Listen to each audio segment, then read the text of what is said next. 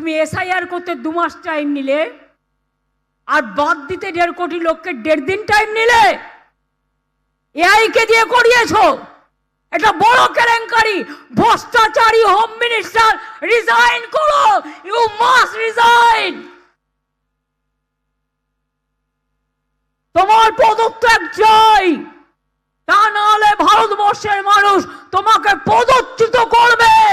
আজকে তুমি ক্ষমতায় আছো, এজেন্সি দেখাচ্ছ, যাকে ইচ্ছা অ্যারেস্ট করছো। কই বিজেপির চোর ডাকাতকে তো অ্যারেস্ট করো না? ছাত্রুল মা, বিজেপির ডাকাতগুলো, ডাকাত দস্যুগুলো লেপের তলায় ঘুমিয়ে আছে।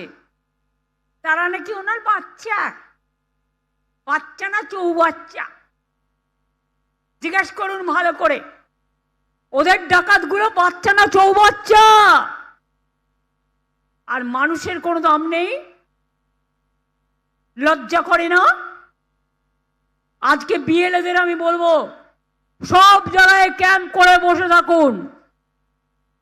যার ডোমিসাইল সার্টিফিকেট নেই, অন্য সার্টিফিকেট নেই, কোনো একটা, যতগুলো ইনফরমেশনের মধ্যে একটা প্রয়োজন, আপনার দায়িত্ব বিএলএদের জোগাড় করে দেওয়া।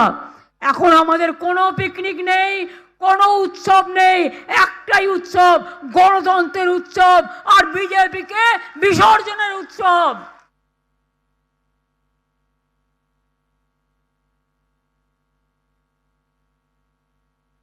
যাদের হিয়ারিং এ ডাকছে, একবার ডেকেই, ধরুন একটা লোক বাইরে কাজে গেছে, তার নামটা বাদ দিয়ে দিচ্ছে, যেন জমিদারি।